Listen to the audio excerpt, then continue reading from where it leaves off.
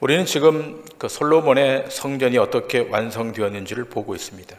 그리고 성전 안에 놓여 있는 성전 기구들이 어떠한 의미를 갖고 있는지도 확인하고 있습니다. 그 기구들 중에 히람이 제작한 성전의 두 기둥, 야긴과 보아스가 영적으로 어떤 상징을 하고 있고 또 신약 시대를 사는 신자들에게 어떤 영적 교훈을 주고 있는지를 지난주 강해 말씀을 통해서 그 의미를 찾았습니다. 자, 이제 성전 준공 이후 가장 중요한 일, 여호와의 언약궤를 옮기고 안치하는 그 내용이 오늘 본문에 기술되어 있습니다. 오늘 본문 열왕기상 8장 1절부터 5절의 말씀을 다 같이 보시겠습니다. 이에 솔로몬이 여호와의 언약궤를 다윗성 곧 시온에서 메어 올리고자 하여 이스라엘 장로와 모든 지파의 우두머리 곧 이스라엘 자손의 족장들을 예루살렘에 있는 자기에게로 소집하니 이스라엘 모든 사람이 다 에다니몰 곧 7째 달 절기에 솔로몬 왕에게 모이고 이스라엘 장로들이 다 이름에 제사장들이 궤를 매니라. 여호와의 궤와 회막과 성막 안에 모든 거룩한 기구들을 메고 올라가되 제사장과 레위 사람이 그것들을 메고 올라가매 솔로몬 왕과 그 앞에 모인 이스라엘 회중이 그와 함께 그 궤 앞에 있어 양과 서로 제사를 지냈으니 그 수가 많아 기록할 수도 없고 셀 수도 없었더라. 자, 이스라엘 백성들의 장로 또 리더십 되는 사람들 뿐만 아니라 모든 이스라엘 백성들이 다 이 솔로몬 성전 앞으로 나오게 합니다.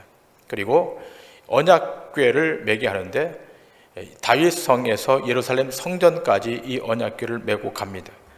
이 언약궤를 메고 가는 그 주도하는 그룹이 제사장과 레위 사람들입니다. 자, 이들이 언약궤를 메고 또 성전 안에 있는 기구들을 메고 다윗성에서 새로 지은 예루살렘 성전으로 지금 올라갑니다. 자, 이때 양과 서로 번제 제사를 드렸는데 엄청난 양이라서 그 수를 셀 수조차 없다라고 오늘 성경은 기록합니다. 자, 이 정도로 온 이스라엘 백성들을 소집한 것은 이제 그 언약궤가 솔로몬 성전에 안치되므로 하나님의 언약이 다윗과 솔로몬에게서 이루어짐을 보여주는 상징입니다. 우리는 이 언약궤 이동을 통해서 다윗성에서 예루살렘 성전으로 이동하는 이 언약궤의 이동을 통해서 하나님의 언약이 어떻게 완성되는가를 확인해야 됩니다. 여러분, 언약궤는 외형적 형상이 중요한 것이 아니라 하나님의 언약이 이 언약궤를 통해서 어떻게 신실하게 이행되는가가 중요한 것입니다. 만일 이 내용이 빠져버리면 이 언약궤는 언제든지 주술적으로 사용될 수 있기 때문입니다. 언약궤를 주술적으로 사용했던 것, 여러분 이미 사사기서에 잘 기록되어 있지 않습니까? 이스라엘 백성들이 블레셋과 전투를 할 때 어떻게 합니까? 이 언약궤를 메고 블레셋과의 전쟁에 임합니다. 그런데 이 언약궤를 메고 블레셋과의 전쟁에 나갔지만 이 언약궤가 아무런 힘을 발휘하지 못합니다. 결국 이 블레셋에게 이 언약궤를 빼앗겨 버립니다. 그러니까 언약궤 안에 담겨져 있는 영적 의미를 간과하고 이 언약궤를 주술적으로 사용하게 되면 이러한 일이 발생한다는 것입니다. 언약궤는 언약궤 자체 안에 무슨 신령한 힘이 있는 것이 아니라 그 언약궤 안에 여호와의 율법, 그 주의 말씀이 담겨져 있기 때문에 그런 것입니다. 만일 언약궤 안에 다른 그 무엇이 놓여 있다면 그 언약궤는 아무런 힘을 발휘할 수 없습니다. 자, 오늘 본문 6절 이하의 말씀입니다. 제사장들이 여호와의 언약궤를 그 처소로 메어 드렸으니 곧 성전의 내소인 지성소 그룹들의 날개 아래라. 그룹들이 그 궤 처소 위에서 날개를 펴서 궤와 그 채를 덮었는데 채가 길므로 채 끝이 내소 앞 성소에서 보이나 밖에서는 보이지 아니하며 그 채는 오늘까지 그곳에 있으며 그 궤 안에는 두 돌판 외에 아무것도 없으니 이것은 이스라엘 자손이 애굽 땅에서 나온 후 여호와께서 저희와 언약을 맺으실 때에 모세가 호렙에서 그 안에 넣은 것이더라. 제사장이 성소에서 나올 때 구름이 여호와의 성전에 가득하매 제사장이 그 구름으로 말미암아 능히 서서 섬기지 못하였으니 이는 여호와의 영광이 여호와의 성전에 가득함이었더라. 언약궤를 지성소 안에 안치시킵니다. 그때 하나님의 영광, 여호와의 영광이 성전 안에 충만합니다. 자, 그런데 오늘 본문의 특이한 점은 이 언약궤 안에 들어가 있는 것은 언약의 두 돌판이라고 합니다. 그런데 여러분 아시다시피 이 언약궤 안에 이 언약의 두 돌판 외에 어떤 것이 더 들어가 있었습니까? 만나 항아리와 아론의 쌍난 지팡이가 그 안에 있었습니다. 자, 히브리서 9장 3절 4절은 이렇게 증거하고 있지 않습니까? 또 둘째 휘장 뒤에 있는 장막을 지성소라 일컫나니 금향로와 사면을 금으로 싼 언약궤가 있고 그 안에 만나를 담은 금 항아리와 아론의 쌍난 지팡이와 언약의 돌판들이 있고, 언약궤 안에 이 두 돌판만 있는 것이 아니라 여기 본문에 기술된 바와 같이 만나를 담은 금 항아리, 아론의 쌍난 지팡이, 그리고 언약의 두 돌판, 이렇게 세 종류가 그 안에 있었다는 것입니다. 여러분 기억할 것은 이 세 가지 다 이스라엘 백성들이 하나님을 거역한 흔적들, 죄를 범한 흔적들이라는 것입니다.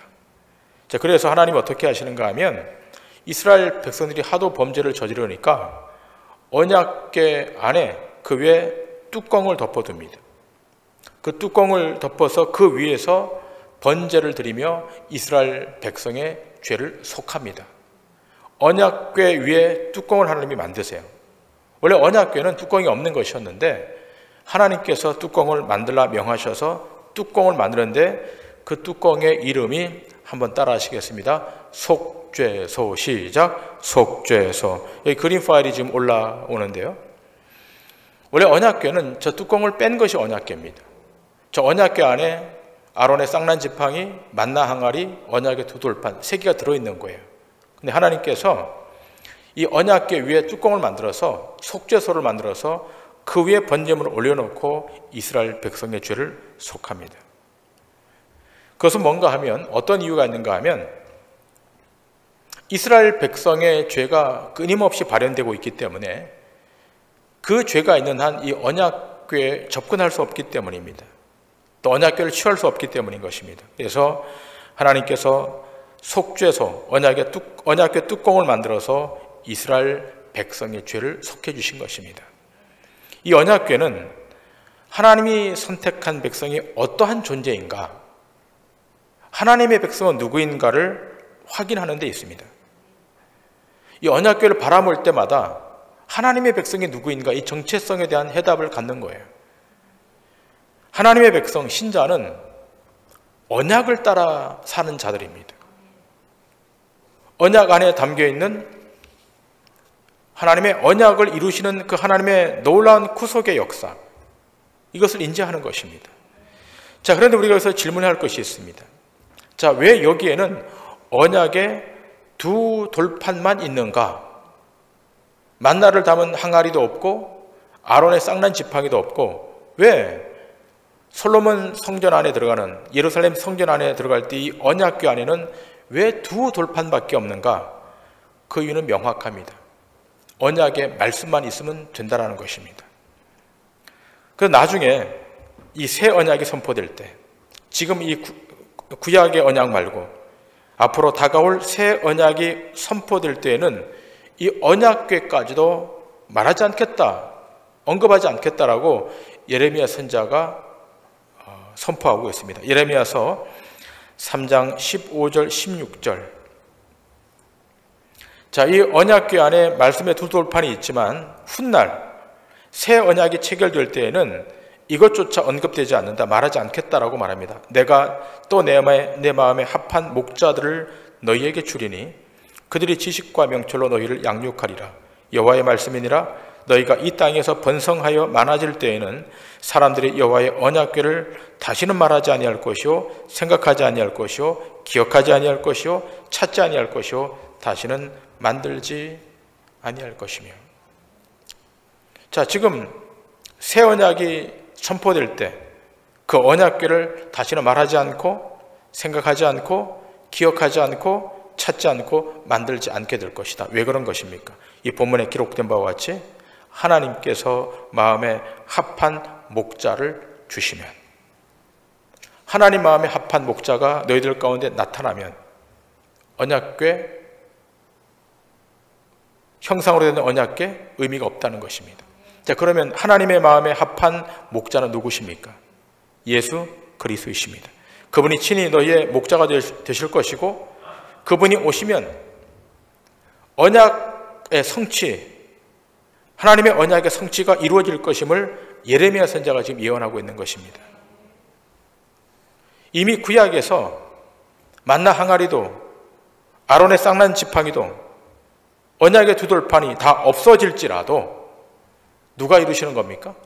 메시아이신 예수 그리스도가 그 언약을 완성하신다는 겁니다.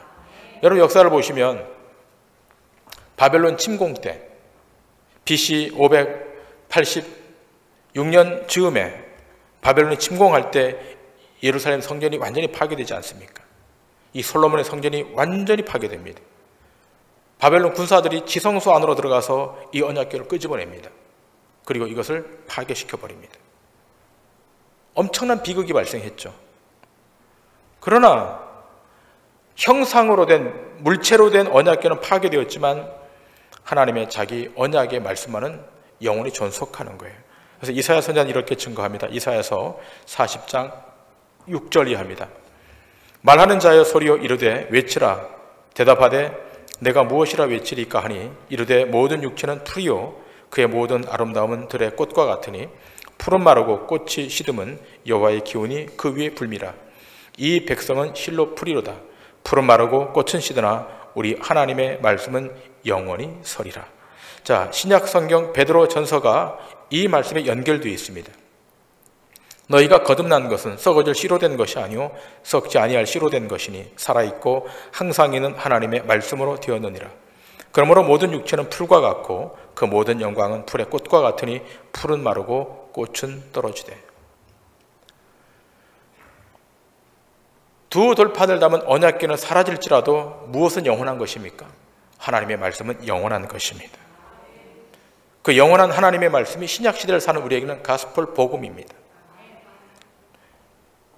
본문으로 다시 와서, 자, 솔로몬이 이 언약궤를 지성소에 안치한 후 어떻게 이 성전 건축이 진행되었는지를, 그 배경을 직접 솔로몬이 자기 말로 언급해요. 자, 그 내용이 12절부터 21절인데, 자, 본문의 말씀이 길지만 솔로몬이 이게 어떻게 이 성전이 이렇게 진행되었는지를 대신들에게 또 백성들에게 이야기합니다. 그때 솔로몬이 이르되 여호와께서 캄캄한 데 계시겠다 말씀하셨사오나 내가 참으로 주를 위하여 계실 성전을 건축하였사오니 주께서 영원히 계실 처소로소이다 하고 얼굴을 돌이켜 이스라엘의 온 회중을 위하여 축복하니 그때에 이스라엘의 온 회중이 서 있더라. 왕이 이르되 이스라엘의 하나님 여호와를 송축할지로다. 여호와께서 그의 입으로 내 아버지 다윗에게 말씀하신 것을 이제 그의 손으로 이루셨도다. 이르시기를 내가 내 백성 이스라엘을 애굽에서 인도하여 낸 날부터 내 이름을 둘만한 집을 건축하기 위하여 이스라엘 모든 지파 가운데서 아무 성읍도 택하지 아니하고 다만 다윗을 택하여 내 백성 이스라엘을 다스리게 하였노라 하신지라. 내 아버지 다윗이 이스라엘 하나님 여호와의 이름을 위하여 성전을 건축할 마음이 있었더니 여호와께서 내 아버지 다윗에게 이르시되 내가 내 이름을 위하여 성전을 건축할 마음이 있으니 이 마음이 내게 있는 것이 좋도다. 그러나 너는 그 성전을 건축하지 못할 것이요 내 몸에서 낳을 내 아들 그가 내 이름을 위하여 성전을 건축하리라 하시더니 이제 여호와께서 말씀하신 대로 이루시도다. 내가 여호와께서 말씀하신 대로 내 아버지 다윗을 이어서 일어나 이스라엘의 왕 위에 앉고 이스라엘의 하나님 여호와의 이름을 위하여 성전을 건축하고 내가 또 그곳에 우리 조상들을 애굽 땅에서 인도하여 내실 때에 그들과 세우신 바 여호와의 언약을 넣은 궤를 위하여 한 처소를 설치하였노라. 자, 지금 솔로몬이 이 성전이 어떻게 시작되었고 어떻게 지어졌는지를 그 백성들에게, 제사장들에게 또 대신들에게 설명을 합니다. 근데 중요한 것이 있습니다. 솔로몬이 지은 이 성전, 건물로 된 이 성전, 이 성전에만 하나님이 계시는가? 아니라는 것입니다. 하나님은 성전 안에만 갇혀 있는 분이 아니십니다. 다음 주에 볼 내용이지만 27절 말씀에 이렇게 기록되어 있습니다. 하나님이 참으로 땅에 거하시리까? 하늘과 하늘들의 하늘이라도 주를 용납하지 못하겠거늘 하물며 내가 건축한 이 성전이오리이까. 하나님은 무소부지하신 분이시기 때문에 건축한 이 건물 안에만 계시는 분이 아니라 하늘 위에 하늘에서도 계시는 분이고 땅 밑에 땅 아래도 거하시는 무소부지하신 하나님을 말씀하고 있습니다. 하나님은 사람이 만든 건물 안에만 거하실 수 없습니다. 여러분, 오늘 우리가 성전 안으로 오지 않았습니까? 물론 이 성전 안에 하나님이 여기 지금 현현에 계십니다. 현존해 계십니다. 그러나 하나님은 여기만 계시는 것이 아니라 신자들이 발걸음하고 있는 그 어느 곳에도 하나님은 존재하시는, 하나님은 거하시는 무소부재 하나님이신 것을 기억하셔야 됩니다. 그러므로 솔로몬이 하나님이 거하실 처소라고 말하는 것은 사람의 손으로 지은 집을 말하는 것이 아니라 하나님께서 친히 세우시는 집, 이걸 말하는 거예요. 이것이 어디를 통해서? 다윗의 언약을 통해서 솔로몬에게 내려와서 반복되고 있는 겁니다. 자, 그러면 여러분, 하나님이 거하실 영원한 집이란 무엇일까요? 예루살렘 성전이 지어졌는데 하나님이 거하실 영원한 집은 예루살렘 성전이겠습니까? 아닙니다. 이스라엘 백성이 출애굽할 때 모세의 찬양에서 우리는 그것을 확인할 수 있습니다. 모세가 이러한 가사로 노래합니다. 어린 양의 피로 구속할 백성들, 곧 하나님이 거하실 처소라고 말해요. 이미 출애굽할 때 하나님은 모세를 통해서 하나님이 영원히 거하실 처소는 어디인가? 어린 양의 피로 구속함을 받은 백성들, 그 안에 하나님이 영원히 계시겠다는 것입니다. 하나님이 거하실 궁극적인 처소는 어디인가 하면 구속함을 받은 하나님의 백성, 이제 신약으로 오게 되면 세상으로부터 불러냄을 입은 영적 공동체인 에클레시아, 교회, 그 하나님이 영원히 계시겠다. 건물 안에, 이 예배당 안에만 하나님이 계시는 것이 아니라 어디에 계시다고요? 한 명 한 명 어린 양의 피로 구속함을 받은 이 영적 공동체, 예수 그리스도를 머리로 하고 구속받은 그 주의 백성들이 지체가 된 그 교회 안에 하나님이 영원히 계시겠다, 이렇게 말씀하고 있는 것입니다. 자, 이렇게 솔로몬의 성전은 무엇을 의미하는가 하면 그 솔로몬 성전 안에 담겨있는 하나님의 의지, 하나님이 영원히 언약 백성들과 함께 하겠다라고 하는 것을 상징적으로 보여주는 것일 뿐이지 그 건물 안에 하나님이 영원히 존속하시겠다는 것이 아닌 것입니다. 자, 이제 솔로몬이 언약궤를 안치한 다음 하나님 앞에 하늘 향해 손을 펴고 기도합니다. 그 기도의 내용이 오늘 22절 이하에 기록되어 있습니다. 솔로몬이 여호와의 제단 앞에서 이스라엘의 온 회중과 마주서서 하늘을 향하여 손을 펴고 이르되 이스라엘 하나님 여호와여, 위로 하늘과 아래로 땅에 주와 같은 신이 없나이다. 주께서는 온 마음으로 주의 앞에서 행하는 종들에게 언약을 지키시고 은혜를 베푸시나이다. 주께서 주의 종 내 아버지 다윗에게 하신 말씀을 지키사 주의 입으로 말씀하신 것을 손으로 이루심이 오늘과 같음이니이다.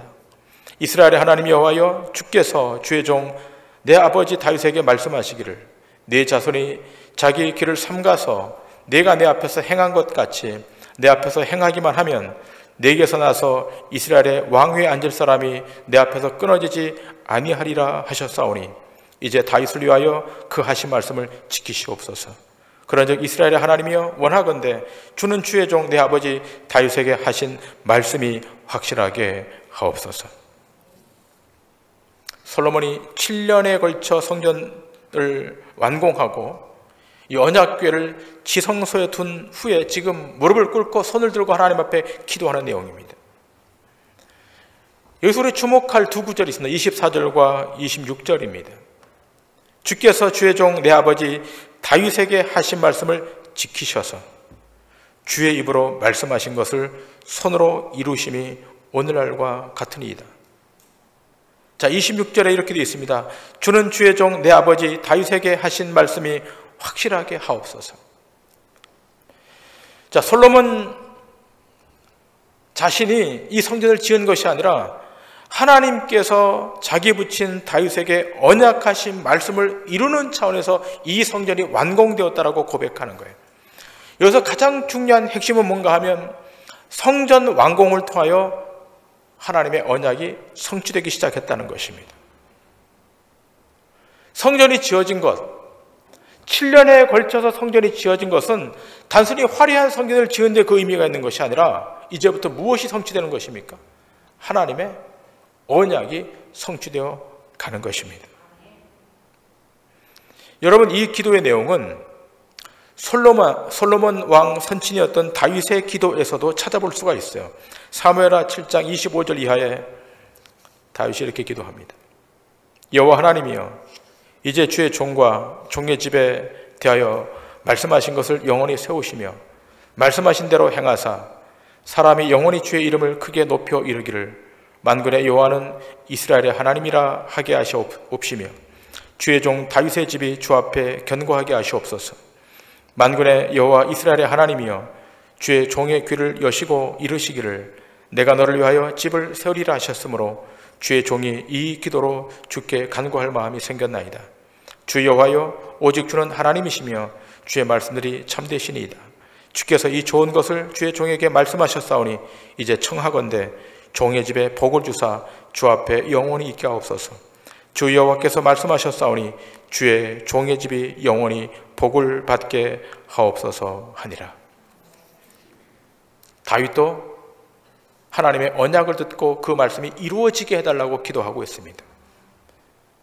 다윗에 이어서 솔로몬에게 와서 무엇을 이루어달라고 요청하고 있는가 하면 하나님의 언약을 이루어달라고 요청하고 있습니다. 여러분, 생각해 보시길 바랍니다. 다윗과 솔로몬, 그들이 재임 중에 얼마나 많은 잘못을 했습니까? 그러나 적어도 지금 이 기도만큼은 믿음의 기도입니다. 여러분 아시다시피 다윗은 간음하고 살인을 저질렀던 사람 아니겠습니까? 솔로몬은 그 아내를 1000명이나 맞으면서 온갖 우상 숭배를 했던 자였습니다. 그런데 여러분, 이들이 어떻게 하나님의 백성이 되고 어떻게 하나님의 언약을 이루는 통로가 되는 것입니까? 그 이유는 하나입니다. 하나님의 신실한 언약 때문인 거예요. 하나님이 체결한 언약 때문에. 그들에게 허물이 있었습니다. 부족함이 있었습니다. 그럼에도 불구하고 그와 맺은 언약을 이루시기 위한 하나님의 신실함 때문에 이 언약이 지금 이루어가는 것이에요. 여러분 기억하세요. 인간의 윤리라고 하는 것, 인간의 도덕이라고 하는 것이 완벽할 수가 없어요. 누군가가 나는 도덕적으로 완벽하다라고 말하는 사람이 있다면 하나님의 절대적 의에 비견하면 그 도덕과 윤리는 무너지는 거예요. 나는 태어날 때부터 죽을 때까지 한 번도 거짓말하지 않았다 라고 얘기하는 사람이 가령 있다고 한번 가정하십시다. 그러나 절대의의 태양이신 하나님 앞에 그의 의는 먼지 같은 것입니다. 하나님의 언약은 인간의 도덕과 윤리 위에 기초하고 있지 않습니다. 하나님의 절대 주권에 기초하고 있고 하나님께서 일방적으로 다윗과 맺은 언약에 기초하는 것입니다. 맺었기 때문에, 언약을 맺었기 때문에 다윗의 허물이 있고 솔로몬의 실수가 있다 할지라도 하나님은 그 언약을 스스로 이행해 가시는 겁니다. 어떻게 하시면서? 하나님의 자비와 긍휼로 그들을 덮으시면서 그 언약을 이행해 가는 겁니다. 그래서 예레미야 선지자가 이렇게 말하는 거예요. 예레미야 33장 14절 이하입니다. 여호와의 말씀이니라. 보라, 내가 이스라엘 집과 유다 집에 대하여 일러준 선한 말을 성취할 날이 이르리라. 그날 그때 내가 다윗에게서 한 공의로운 가지가 나게 하리니 그가 이 땅에 정의와 공의를 실행할 것이라. 그날에 유다가 구원을 받겠고 예루살렘이 안전히 살 것이며 이 성은 여호와는 우리의 의라는 이름을 얻으리라. 여호와께서 이와 같이 말씀하시니라. 이스라엘 집에 왕에 앉을 사람이 다윗에게 영원히 끊어지지 아니할 것이며 내 앞에서 번제를 드리며 소제를 살하며 다른 제사를 항상 드릴 레위 사람 제사장들도 끊어지지 아니하리라 하시니라.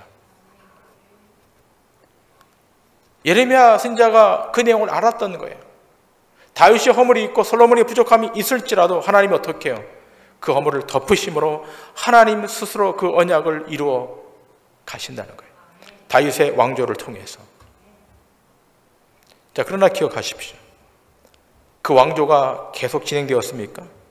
아닙니다. 아수르의 침공, 바벨론의 침공, 페르시아의 침공으로 다윗의 왕조는 사멸됩니다. 끊어져요. 바벨론 포로로 끌려가서 70년 동안 다윗의 시대는 막 없어져 버리고 맙니다. 자, 그러면 여러분, 이 하나님의 언약의 말씀은 어떻게 되는 거예요? 왕조가 끊어졌으면, 언약을 계승할 왕조가 끊어졌으면 그 언약의 완성은 어떻게 되는 것입니까? 소멸되지 않고, 그 정신은 소멸되지 않고 어디로 이어지는가 하면 메시아로 오시는 예수 그리스도에게로 이어집니다. 예수 그리스도가 영원한 왕이 되시고 예수 그리스도가 영원한 제사장이 되는 것으로 연결되고 완성되는 것입니다. 여러분, 여기에 대한 신약 성경의 증거는 차고 넘쳐요. 그 차고 넘치는 증거를 다 말할 수 없기 때문에 두 군데 말씀만 보시겠습니다. 누가복음 1장 31절 이하입니다. 보라, 내가 잉태하여 아들을 낳으리니 그 이름을 예수라 하라. 그가 큰 자가 되고 지극히 높으신 이의 아들이라 일컬어질 것이요 주 하나님께서 그 조상 다윗의 왕위를 그에게 주시리니 영원히 야곱의 집을 왕으로 다스릴 것이며 그 나라가 무궁하리라. 32절에 기록되어 있지 않습니까? 주 하나님께서 그 조상 다윗의 왕위를 누구에게? 예수 그리스도에게 주시리니. 다윗의 왕가는 멸망당했지만, 다윗의 왕조는 사멸당했지만, 그러나 그 언약의 계승은 누구에게로? 예수 그리스도에게로. 그분이 영원한 왕으로 이 땅을 통치하실 것이고 그분이 우리의 모든 죄를 담당하시는 영원한 제사장으로 우리 앞에 있을 것이다. 디모데후서 2장 8절에서 10절 말씀입니다. 내가 전한 복음대로 다윗의 씨로 죽은 자 가운데서 다시 살아나신 예수 그리스도를 기억하라. 복음으로 말미암아 내가 주인과 같이 매이는 데까지 고난을 받았으나 하나님의 말씀은 매이지 아니하니라. 그러므로 내가 택함 받은 자들 위하여 모든 것을 참음은 그들도 그리스도 예수 안에 있는 구원을 영원한 영광과 함께 받게 하려 함이라. 자, 사도 바울이 디모데에게 말하는 거예요. 8절에 말하고 있지 않습니까? 내가 전한 복음대로, 8절에 내가 전한 복음대로 다윗의 씨로 죽은 자 가운데서 다시 살아나신 예수 그리스도를 기억하라. 누구의 씨로? 다윗의 씨로. 다윗의 왕가는 소멸되었어요. 다윗의 왕조는 역사에 도태되었습니다. 그러나 누가 계승받은 거예요? 예수 그리스도가. 여러분, 오늘 우리는 여호와의 언약궤 안치가 무엇을 의미하고 이 영적 상징이 어디로 이어지는지를 확인했습니다. 솔로몬 성전 안에 놓여 있는 언약궤, 그 언약궤의 능력은 그 외형적 형상에 있는 것이 아니라 언약궤 안에 담겨 있는 여호와의 말씀, 언약의 말씀, 주의 언약, 이것이 핵심이에요. 이 언약이 예수 그리스도로 인하여 성취되는 거예요. 그분이 이 땅에 오심으로 불완전한 언약이 예수 그리스도로 인하여 온전하게 완성된 것입니다. 신자들은 누굽니까? 신자들이 언약을 붙들고 가는 자들이에요. 내 감정으로, 내 경험으로 그냥 가는 것이 아니라 언약의 완성자인 예수 그리스도, 그분이 말씀하신 이 언약의 말씀을 붙들고 가는 자들인 거예요. 여러분이 70년을 살든 80년을 살든 아니 그 이상을 살든 간에 모든 이 땅의 그리스도인들은 그 언약만을 붙들고 언약의 성취자인 예수 그리스도만을 바라보고 그 걸음을 걸어가야 될 줄 믿습니다. 네. 우리 주님 재림하실 때까지 단 한 명도 여기서 낙오되지 마시고 언약의 완성자인 예수 그리스도를 따라가고 그 언약을 붙들므로 세상 앞에 승리하는 믿음의 권속들 다 되시기를 주님의 이름으로 간절히 축원합니다.